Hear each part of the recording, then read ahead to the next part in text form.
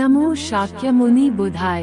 भगवान बुद्ध और उनका धम्म। द्वितीय कांड, भाग चौथा, जन्मभूमि का आवाहन। वीडियो क्रमांक 3। आइए इस वीडियो में देखते हैं शाक्यों द्वारा स्वागत।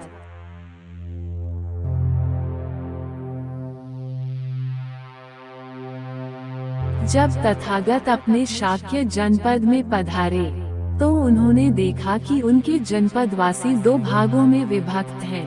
कुछ अनुकूल हैं, कुछ प्रतिकूल। इससे उन्हें उस पुराने मतभेद की याद आई जिसका परिचय शाक्यों ने उस समय दिया था जबकि कोलियों के विरुद्ध युद्ध छेड़ने का प्रश्न शाक्यों के विचाराधीन था, और जिस चर्चा में उसने ऐसा महत्वपूर्ण भाग लिया था जो उस समय उसके विरोधी थे, उन्होंने अभी भी उसकी महानता को स्वीकार करने से इनकार कर दिया था और उसे साधारण अभिवादन तक नहीं किया था जो उसके अनुकूल थे। उन्होंने प्रति परिवार एक तरुण उसके संग में दीक्षित होने के लिए देना तय किया था। इन सबने अब संघ में दीक्षित होकर तथागत के साथ ही राजगृह जाने का संकल्प किया। जिन परिवारों ने अपने अपने यहाँ से एक पुत्र देने का निश्चय किया था, उनमें एक परिवार शुक्लोदन का भी था। शुक्लोदन के दो पुत्र थे। एक था अनुरुद्ध जो बहुत ही सुकुमार था और दूसरा था महानाम। तब महानाम अनुरुद्ध के पास गया, या तो तुम गृह त्याग करो या मैं करता हूँ। अनुरुद्ध का उत्तर था, मैं सुकुमार हूँ, मेरे लिए गृहस्थी का त्याग करना कठिन है, तुम त्याग कर दो। लेकिन अनुरुद्ध, मुझसे ये तो सुनो कि गृहस्थी में क्या क्या करना पड़ता है। पहले तो तुम्हें खेत में हल जुतवाना होता है, जब ये हो गया तब खेतों में बीज डलवाना होता है, जब ये हो गया तब खेतों को पानी से सींचवाना होता है, जब ये हो गया तब पानी निकलवाना होता है, जब ये हो गया तब पौधों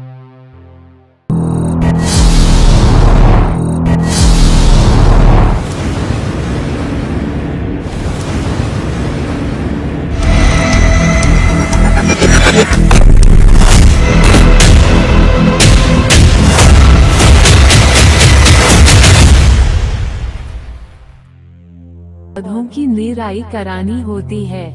जब ये हो गई तो फसल को कटवाना होता है, जब ये हो गया तो फसल को ढोकर उठवा ले जाना होता है, जब ये हो गया तो उसकी पूली बंधवाना होता है, जब ये हो गया तो बैलों से रौंदवाना होता है, जब ये हो गया तो तिनके पृथक कराना होता है, जब ये हो गया तो भूसी पृथक करना होता है, जब ये हो गया तो उसे फटकवाना होता है, जब ये हो गया तो फसल को कोठों में भरवाना होता है, जब ये हो गया तो फिर अगले वर्ष यही क्रम दोहराना होता है और यह क्रम प्रत्येक वर्ष चालू रखना होता है।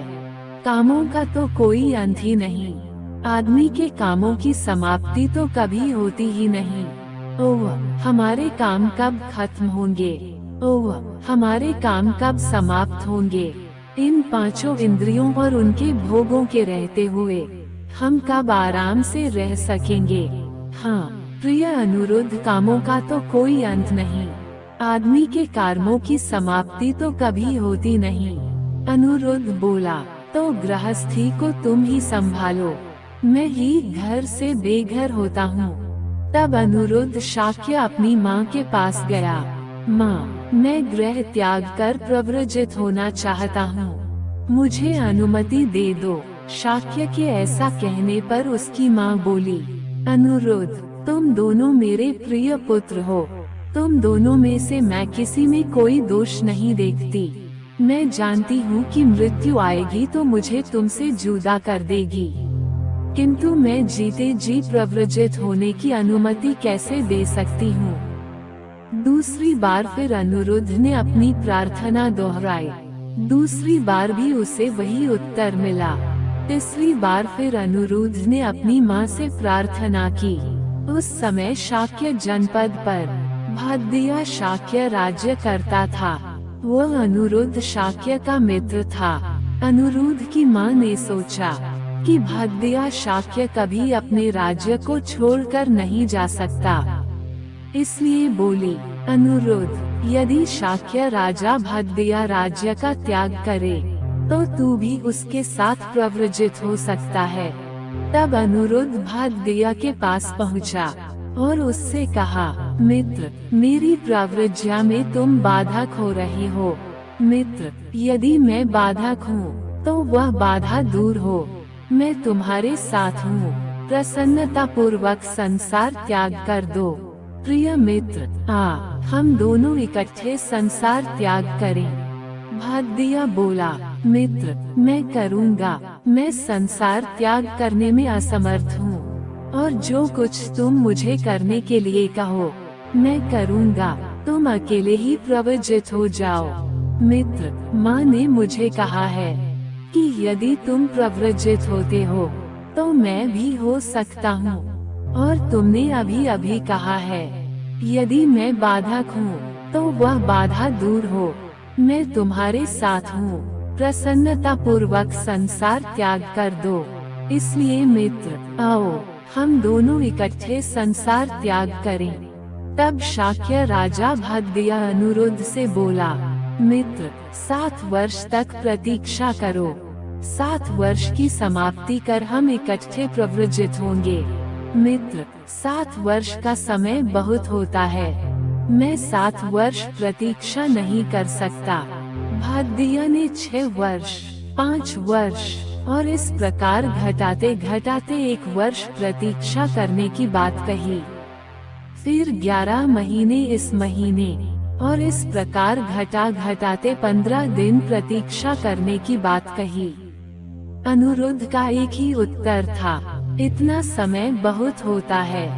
तब भद्दिया बोला, अच्छा मित्र, 1 सप्ताह प्रतीक्षा करो। इतने समय में मैं अपने भाइयों और पुत्रों को राज्य सौंप दूं। अनिरुद्ध बोला, 7 दिन बहुत नहीं होते। इतने दिन मैं प्रतीक्षा करूंगा। तब शाक्य राजा भद्दिया, अनिरुद्ध, आनंद, भृगु, किम्बिल और देवदत्त जैसे कभी वह अपनी चतुरंगिनी सेना सहित उद्यान क्रीड़ा के लिए साथ साथ जाते थे, उसी प्रकार अब भी वह अपनी चतुरंगिनी सेना को साथ ले घर से निकले। उपाली नाई भी साथ हो लिया। सब मिलाकर उनकी संख्या 7 हो गई। कुछ दूर जाने पर उन्होंने अपनी सेना को वापस लौटा दिया और सीमा पार कर दूसरे जनपद में प्रवेश किया। उन्होंने अपने सुंदर गहने कपड़े उतारे, उनकी गठरी बनाई और उपाली नाई से बोले, उपाली, तुम वापस कपिलवस्तु चले जाओ। तुम्हारे जीने के लिए ये सब पर्याप्त है। हम तथागत की शरण ग्रहण करने जा रहे हैं। और वे चले गए और वापस कपिलवस्तु लौटने के लिए उपाली ने विदा ली।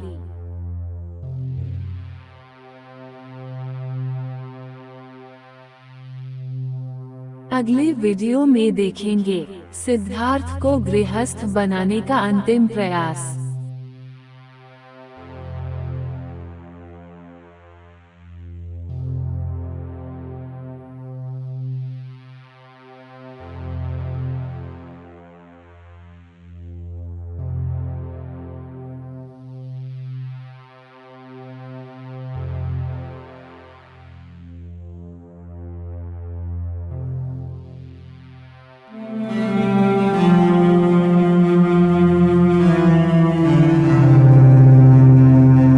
दोस्तों, उम्मीद है कि हमारा ये छोटा सा प्रयास आपको पसंद आएगा। तो कृपया हमारे इस वीडियो को लाइक करें और अपने दोस्तों को शेयर करें। और हाँ, चैनल को सब्सक्राइब करना ना भूलें। धन्यवाद।